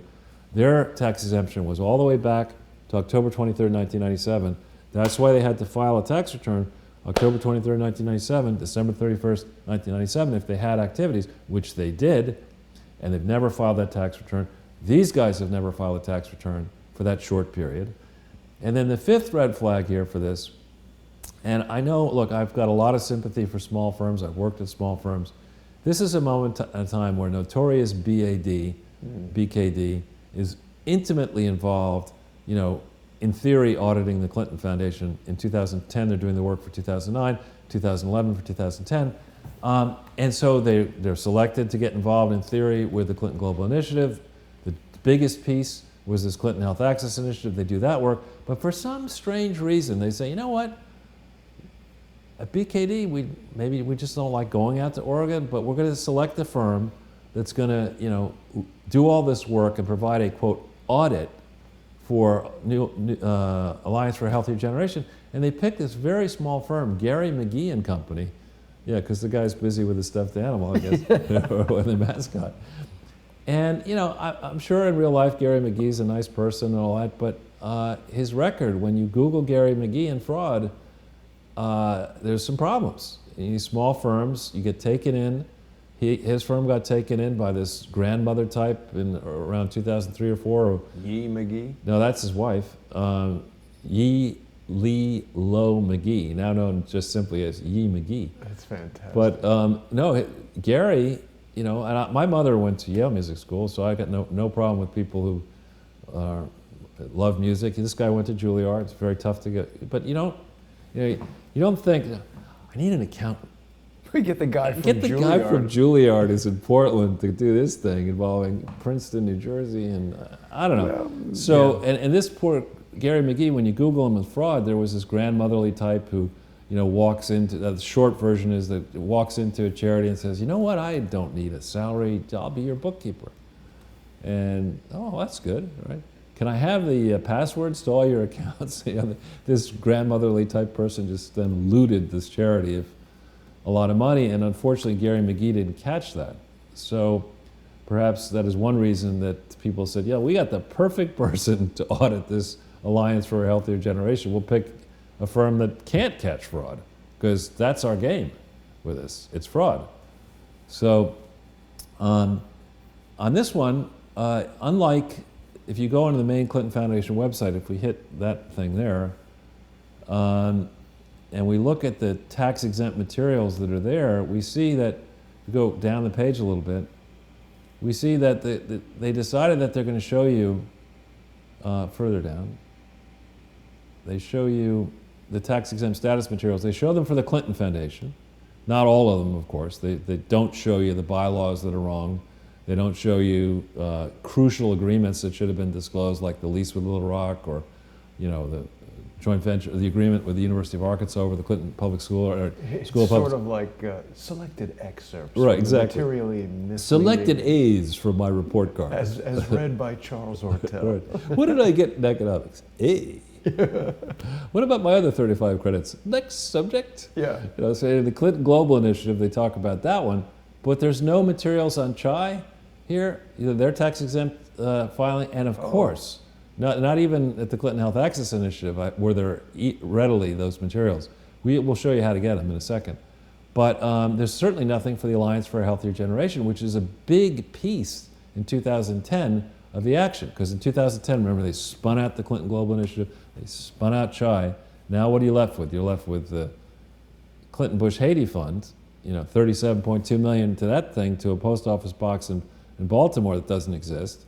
You start whittling it down, this alliance is material. But they say, nope, we're not going to put the 1023 for alliance up here. We're not going to put the determination letter. We're not going to put the articles of incorporation. We're not going to put up anything, because that's what we do. You know, real audits, it's granular. You have to show the moving pieces, so somebody can say, well, in 2009, this is what I was. 2010, this is what I'm going to be, or what I was, and here's how 2009 became 2010. And you provide a roadmap to somebody, and you look at the picture and you say, well, I had 5 pieces over here, and I changed it to 3 pieces over here. So I'm going to show you the 3 pieces over here, and then I'm going to show you for the preceding year, if I had organized it that way, here's what those 3 pieces would have looked like. You know, that kind of work. And footnotes walking you through. No. This is the really important stuff that would help you figure out that fraud. We can't have that happening. Yeah. You know, we're just going to like muddy the waters as much as possible. But the average person looking at this is just like, oh, here's a website. It looks like they got a lot of information there. Well, again, remember, this is why I'm so tough on the Robert Wood Johnson Foundation. The IRS can't audit everything, right, and look at everything, so they rely on these big private foundation donors, which are getting, you got $10 billion in assets at the Robert Wood Johnson Foundation, and you get to invest that every year, and the IRS says you don't have to spend it all. You can spend just a portion of it, and it grows tax-free. That's an enormous privilege. Yeah. And so, in exchange for getting that privilege, when you say that you made a donation to a public charity, it damn well better be a public charity, and you can't hide behind some accountant or lawyer or whatever. You got to do the diligence, and you got to rope the recipient in to a legal agreement that, you know, forces the recipient to abide by the law. And the Robert Wood Johnson Foundation plainly did not do that here. Right. So, if we go to the next page, this is similar. You may remember that this is sort of like what we saw for Clinton Global Initiative when we went through that on Sunday. But here, the same question. Is this Alliance for a Healthier Generation, this new AHG, is it a successor to any predecessor activity? And this person, the new CEO, answered, no, it's not a successor. And we're going to show you that, of course, Why do they always say that? Because if it's a successor, you have to explain, you know, how this predecessor why were you operating something that only today now is called a charity? Why were you going around the United States saying, this activity over here is charitable, but you never organized it? You're not allowed to do that. So they don't like to answer. Well, no, you have to answer it truthfully. But no is way better than the truth. It's like saying, you know, I'm thinking about, you know, setting up a convent, right? And it's you don't have a rule that says, you know, the serial rapists over here, you know, are allowed to, because that would offend the sensibilities. Is Bill in the convent business yeah, too? I don't know, but the point is, it's preposterous that you would answer this question no, when I'll show you why I'm so exercised in a second, why it's preposterous. And then on this question of what happened between February 22nd and June 30th, in multiple lines on this form, each one of these is a lie. They state, we had no gifts, no membership fees, no revenues, no different types of expenses, nothing at all from February 22nd through June 30th, 2010. It's just rubbish. Okay? And then there are all kinds of problems. We'll rush through this, but all kinds of problems in the supposed BKD audits done in 2010 for 2009, 2011 for 2010. Just all wrong. The 2009 audit goes extensively into the creation of this new CHI and new CGI, omits completely. This is finished on November 10th, 2010, after New Age Alliance has gotten its federal tax exemption November 5th. So the people maybe they could say, well, Gary McGee didn't tell us what was going on there. We didn't know at BKD. But they should have known that a big piece of the Clinton Foundation had been reorganized, that was material, that had been a fraud, that an application went in that was fraudulent, and that nonetheless got tax exemption. This is something that BKD, had they been spending more than 6 minutes looking at it, they should have known this. They got tickets to the game, Charles. They're going to be sitting with Truman. Right. And then, this is just on the face of it all wrong. But let me show you the meat in the sandwich. If we go to the next page, and it's processed meat, which is bad for you. So these are disclosures from the 1990s that the Clinton Foundation sent into the IRS talking about, they remember in July 26, 2010, we said, we're not a successor to anything. But in 2006, concerning 2005, partnering with the American Heart Association, this is a statement that was made under penalties of perjury in writing, sent across state lines, sent to the IRS, sent to multiple states saying, yeah, actually we did have this thing. In 2005 we did this, in 2006 we did that, in 2007 we did this. Here it says, the Alliance, this is in 2008, writing about 2007, the Alliance also continued to work with industries that have a daily impact on kids' health. To date, 35 companies and trade associations in the beverage, food, and dairy industries have made agreements through the Alliance. Where are these agreements? How many of these 35 companies paid Bill Clinton a speaking fee or invested in one of Bill Clinton's ventures or had employees or senior executives contribute to one of Hillary Clinton's campaigns or a Democratic campaign? This is preposterous that remember they're saying July 26, 2010, we had no predecessor activities of any kind in Alliance for a Healthier Generation. But here we go. Again, concerning 2007, in the heat of the primaries in 2008, in the general election, they put this file in saying that's what they did with Alliance. And I'm going to say another message to Mr. Hansen. I'm getting increasingly frustrated with the thinking that BKD and Praxity and the American Institute of Certified Public Accountants and the other things that he's involved with seriously believe that the general public is going to say, if you continue to defend this abhorrent work, in quotes, done by BKD, that anybody is going to trust your firm ever again, and anybody's going to have confidence that you should lead the AICPA and the international version. I mean, you're involved in all these 990s. You're responsible. Tax preparers from BKD put their signature down every single one of these things saying, we had something called Alliance for a Healthier Generation. It had activity. And you know what? Because it's significant activity, bigger, I think, than the activities for other small pieces like the Clinton Hunter Development thing and the Clinton Juicer thing, which are peanuts.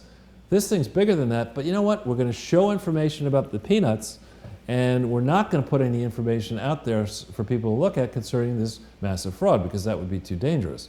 We can't do that. But we'll take credit for all this activity, because that's how we roll. People like our words. We don't want to show them numbers. That's not how accountants are supposed to work. Accountants are generally pretty good with numbers, not so good with words. So what'd they do? They put the team at BKD, did they select the people who don't understand accounting to do all this? And here they're saying 4 states, state governments, Alabama, Mississippi, Oregon, and Colorado, they've enacted Alliance guidelines. How do you do that? Enact something into law? There's got to be a record of that somewhere. What is this emphasis? I added it. I turned it bold. Oh. How do you do this? Where's the paperwork on all this? Who is making representations to these 4 states about the condition of Alliance for a Healthier Generation in 2007 and 2008? I mean, mind you, 2008 is when Ira Magaziner, three dolts walk into a bar. He walks into with his Anil Soni and says, "Oh, we got a problem." What's that? Well, we diverted $23 million in money that we don't officially have, and we lost it, and we've been kicked out of our headquarters state. And what's the reaction of the Clinton Foundation? Why don't we got another secret stash. We'll cover that loss off. Let's not tell anybody. Let's get more money from United. So this is the environment that this Alliance for a Healthier Generation is functioning. If we go to the next page, the beat goes on. The hits keep coming, Charles. They just keep coming. So remember the famous MOU? I remember many famous MOUs. Yeah, exactly. 3 we found so far. But so they're saying this, the incoming Barack Obama administration, the great lawyer Valerie Jarrett, a single entity, the William J. Clinton Foundation has all these initiatives, and one of them is the Alliance for a Healthier Generation. So you told, November 16th, 2008, you signed this document. This is used to dupe the Senate. You're duping your fellow senators. Two senators, Obama and Clinton, are duping their 98 colleagues, lying about the true tradition of the Clinton Foundation, lying about an arrangement that was supposed to protect the public from this mess that has now occurred. And they lie saying it's one organization when the Alliance, was not, it wasn't a legal entity, it was nothing, it was an idea, a concept. And then they go on and they say the Alliance for a Healthier Generation is a partnership. Well, where's the legal document? Show me the legal document for this partnership. Partnerships have to be, it's not just you and I shake hands and that's a partnership. You don't get a tax deduction for an idea.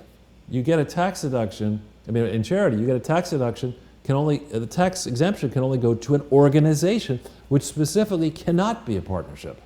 So, they're describing this to the incoming Barack Obama administration, and I don't mean to pick too much on him, but he was president of the Harvard Law Review. Oh yeah, that's meaningless. That's business manager, that's not the notes editor or whatever. And he's supposed to be a smart lawyer. Did nobody on the team ask the question, wait a minute, can a partnership be a charity? Did nobody ask that question?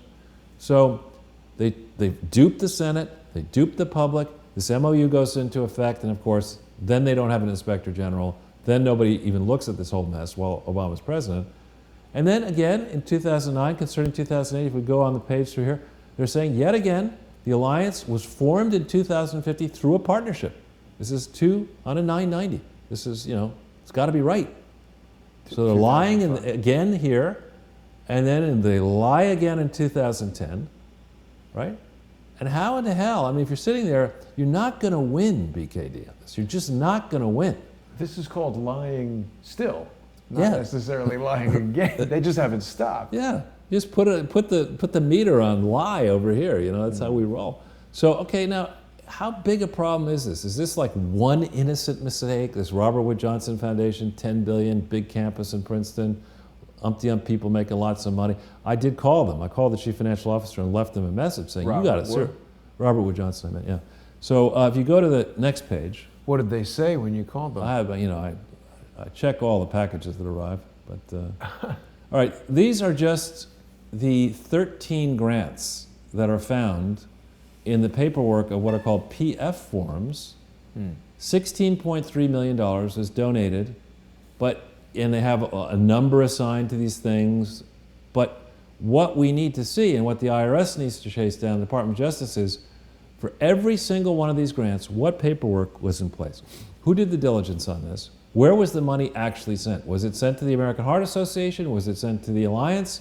Was it sent to the Clinton Foundation? If so, what piece of the Clinton Foundation? What state? What address? What name? What bank account?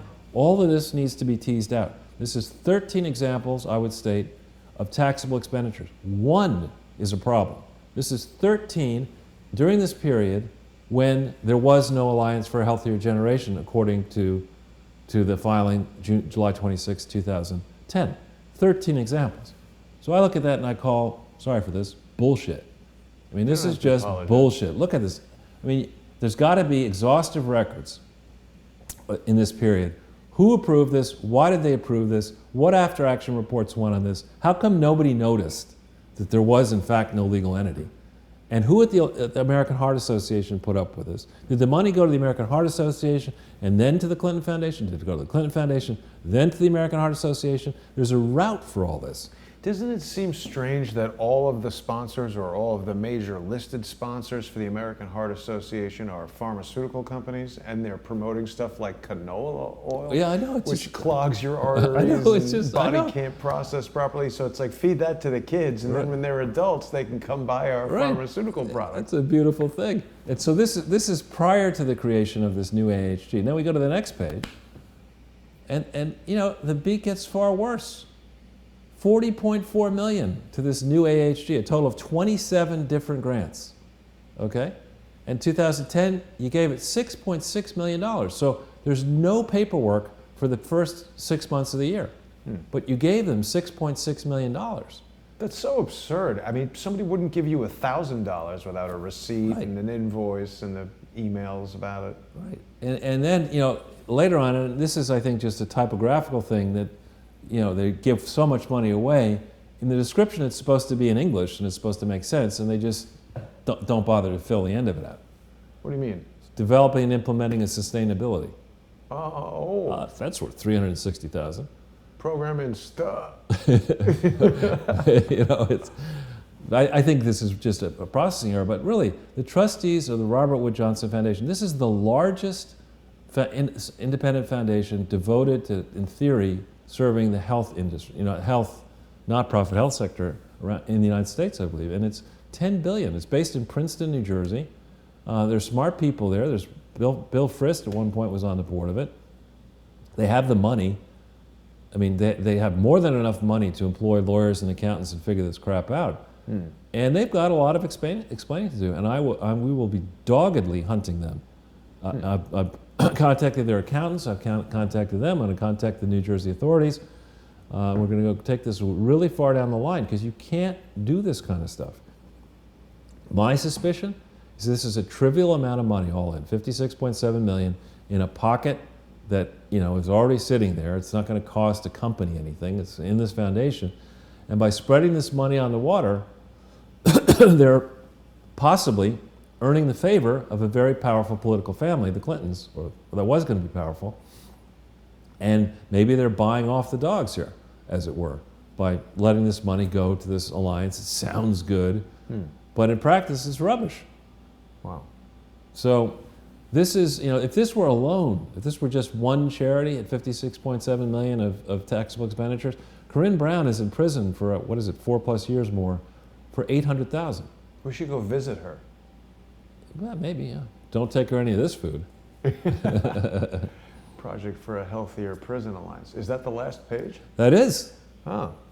Well, Charles, I mean, again, it's, we go through this stuff, and it is staggering how each week, now 112 times in a row, you have brought each time unique individual cases where any of these violations are literally many years in jail.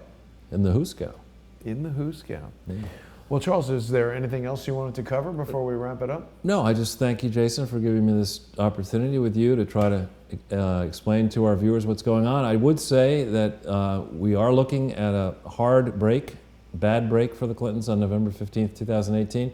Basically, it's a lose-lose proposition. The Clinton charities, in my view, and the partnerships, the professional organizations that serve them, have an opportunity to go ahead and file another set of fraudulent tax returns. If they do that, they may buy a little bit of time, but as a guess, they cement the case against them for a conspiracy to commit the largest set of unprosecuted charity frauds in history. That's one bad decision you can make. You can say, look, you'll delay the day of reckoning, but you'll buy a little bit more free time. You might make it through Thanksgiving and Christmas. Maybe you get some skiing in the first several months of 2019. They serve turkey in federal prison, don't they? They should force canola oil, turkey. But that's the bad choice. So you go ahead and you file fraudulent tax returns. BKD says, we're going to fight this. Price Waterhouse, we're going to fight this. AICPA will fight this, and you lose. The alternative approach is to go ahead and say, you know what, I have to assume that because this network is so big and there's so many people who have probably figured out that Hillary Clinton's not going to be beating Donald Trump in 2020 or even the nominee in 2020. They're saying Joe Biden. Right. And that's not going to go anywhere. I don't think that's going to stand up, as it were. And then, so you have that. And Chelsea is certainly not going to be president in 2020. So you're sitting there, how many different people around this 21+ year fraud are looking at the place where they're 35, they're 45, and they're saying, do I really want to spend 35 years in prison? Or do I want to be the first person to go to the Justice Department, the IRS, and say, look, I really do have the keys to the kingdom here. I can give you everything you need. You get a lawyer to do that for you, and you give a proffer, and you say, I'll give you this. If you give me that, I'll take, a year off. Michael Avenatti is looking for clients. Yeah. Right. But, I think we've got to be in a place, particularly at BKD. You're sitting there, it's a large firm, it's in this Praxity partnership with a lot of firms around the world. It's got, these conflicts. The Hansen has these conflicts, others have conflicts. You got to be sitting there saying, this is not about politics, this is accounting. We're an accounting firm and we screwed up bigly. And we've got a lot of governments out there who are seeing this for what it is. We've got a day of reckoning approaching. We've got, a Trump administration that's found its feet. And as far as the Clinton Foundation is concerned, it just isn't right to run Robin Hood in reverse, to have all this scamming going on, all these people hurt, and have Bill Clinton and Hillary Clinton walking away with hundreds of millions of dollars and not a care in the world, and leaving that example set for the next generation that comes along and says, whatever Bill did and Hillary, we're going to do 100 times worse. Well, it's the Obama Foundation. Yeah, exactly. We can't let these examples stand. So people in the crowd, this is a moment to call your representatives, call the attorneys general, send them emails, send these presentations around, get out and vote. Vote out any incumbent that's trying to, consider voting out any incumbent that's trying to protect these corrupt swamp rats. And, let's do right. Let's actually do something right for the next generation of kids and for the people that are going to inherit this great country. Because let's face it, Charles, fraud blows. It does indeed.